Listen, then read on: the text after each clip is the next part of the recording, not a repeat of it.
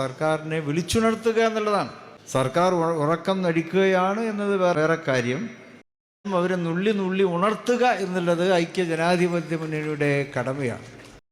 ഒരു സർക്കാരിൻ്റെ അഭാവമാണ് എല്ലായിടത്തും നമുക്ക് കാണുവാൻ കഴിയുന്നത്.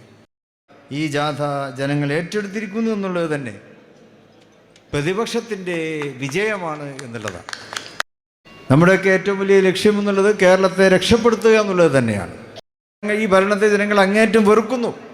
അത് UDF ഒറ്റക്കെട്ടായിട്ട് തന്നെ ആ തെരഞ്ഞെടുപ്പിനെ നേരിടുകയും നമ്മുടെ അധികാരത്തിൽ തിരിച്ച് വരികയും ചെയ്യുന്ന കാര്യം. അവരുടെ ഭാഷ നമുക്ക് പിടികിട്ടുന്നില്ല. സർക്കാർ നിർബന്ധമായൊരു വ്യാകരണ പുസ്തകം കൂടി ഇറക്കേണ്ടിയിരിക്കുന്നു. കൂടുതൽ കാലമൊന്നും നമുക്കിതിനെ സഹിക്കേണ്ടി വരികയില്ല.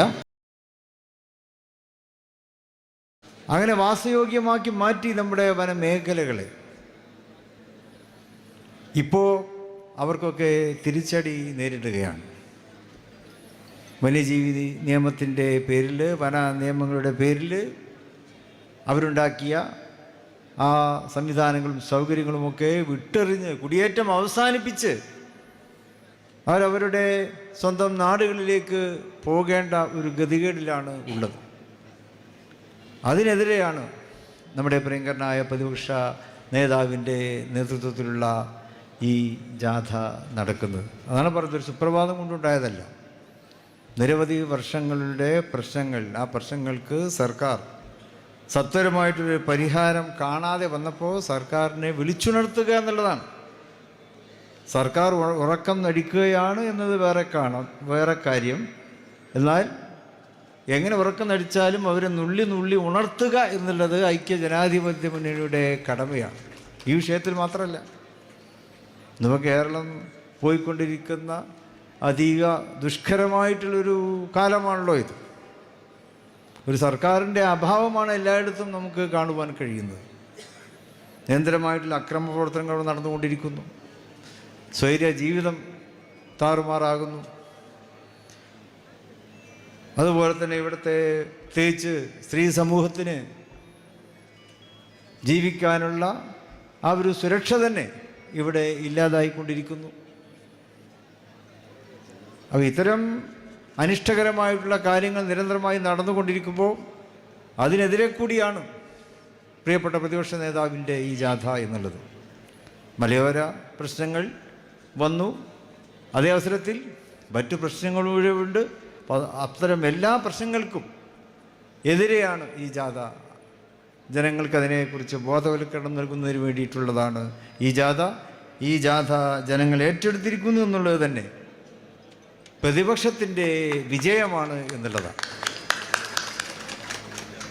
ഇവിടെ ഇപ്പോൾ ആദരണീയനായ പ്രതിപക്ഷ നേതാവിൻ്റെ നേതൃത്വത്തിൽ എല്ലാ ഘടകകക്ഷി നേതാക്കളും ഇവിടെ സന്നിഹിതരായിരിക്കുന്നു. എന്നതുപോലെ തന്നെ രാഷ്ട്രീയമില്ലാത്തവരും ഒരുപക്ഷെ ഇവിടെ ഉണ്ടാകും. നമ്മുടെയൊക്കെ ഏറ്റവും വലിയ ലക്ഷ്യമെന്നുള്ളത് കേരളത്തെ രക്ഷപ്പെടുത്തുക എന്നുള്ളത് തന്നെയാണ്. ഗുണകരമായൊരു ജീവിതത്തിൻ്റെ ആലയമായിട്ടാണല്ലോ നമ്മൾ കേരളത്തെ കാണുന്നത്. അവിടെയാണിപ്പോൾ എല്ലാ വിധത്തിലുള്ള തിന്മകളുടെയും ഒരു ആലയമായി കേരളം മാറിയിട്ടുള്ളത്. ഏത് മേഖലയിലും അതാണ് നമുക്ക് കാണുവാൻ കഴിയുന്നത്. അപ്പോൾ കേരളത്തെ വീണ്ടെടുക്കുന്നതിന് വേണ്ടി ശക്തമായ ഒരു ഭരണം നമുക്ക് തിരിച്ചെടുക്കേണ്ടതുണ്ട്. കഴിഞ്ഞ 5-8 കൊല്ലമായി ഇവിടെ നടന്നുകൊണ്ടിരിക്കുന്ന ഭരണം, ഈ ഭരണത്തിൽ നിന്ന് ഈ ഭരണത്തെ ജനങ്ങൾ അങ്ങേയറ്റം വെറുക്കുന്നു. ഈ ഭരണത്തിൽ നിന്നും കേരളത്തെ രക്ഷപ്പെടുത്തുന്നതിന് വേണ്ടി കൂടിയുള്ള ഒരു യാത്രയായിട്ട് നമുക്കിതിനെ കാണുവാൻ കഴിയും. ഇനിയിപ്പോൾ ഏതായാലും 1.5 വർഷങ്ങൾ കൂടി കഴിഞ്ഞാൽ ഒരു തെരഞ്ഞെടുപ്പിനെ നമ്മൾ നേരിടാൻ പോവുകയാണ്. നമുക്കെല്ലാവർക്കും വലിയ പ്രതീക്ഷയുണ്ട്. കേരളത്തെ വീണ്ടെടുക്കുവാനുള്ളൊരു തെരഞ്ഞെടുപ്പാണ് വരാനിരിക്കുന്നത്. അത് UDF ഒറ്റക്കെട്ടായിട്ട് തന്നെ ആ തെരഞ്ഞെടുപ്പിനെ നേരിടുകയും നമ്മുടെ അധികാരത്തിൽ തിരിച്ച് വരികയും ചെയ്യുന്ന കാര്യത്തിൽ തർക്കമില്ല. അപ്പോൾ അതിനൊക്കെയുള്ളൊരു റിഹേഴ്സലായിട്ട് നമുക്ക് ഈ യാത്രയെ കാണാവുന്നതാണ്.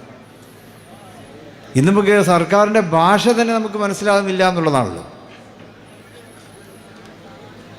പലപ്പോഴും ഞാൻ ഈ അവരുടെ അടുത്ത കാലത്തെ ഓരോ പ്രസ്താവനയൊക്കെ ഇങ്ങനെ കാണുമ്പോൾ തോന്നാറുണ്ട്, സർക്കാർ ഒരു വ്യാകരണ പുസ്തകം ഇറക്കേണ്ടി വരും എന്നുള്ളത്. കാരണം ഇവിടെ വന്യജീവി അക്രമം കൂടുന്നു എന്ന് എല്ലാവർക്കും അറിയാം. മീഡിയയിലൂടെ നമ്മൾ കാണുന്നതാണ്, സോഷ്യൽ മീഡിയയിലൂടെ കാണുന്നതാണ്, അവിടുത്തെ ജനങ്ങളുടെ മുറവിളി നമ്മൾ കാണുന്നതാണ്, നിയമസഭയിലും കാണുന്നതാണ്. പക്ഷേ നിയമസഭയിൽ സർക്കാർ പറയുന്നത് വന്യജീവി ആക്രമണം കുറഞ്ഞു വരുന്നു എന്നുള്ളതാണ്.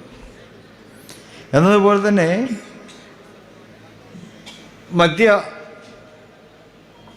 മദ്യശാലകൾ ഇങ്ങനെ നിരന്തരമായി തുറന്നുകൊണ്ടിരിക്കുന്നു.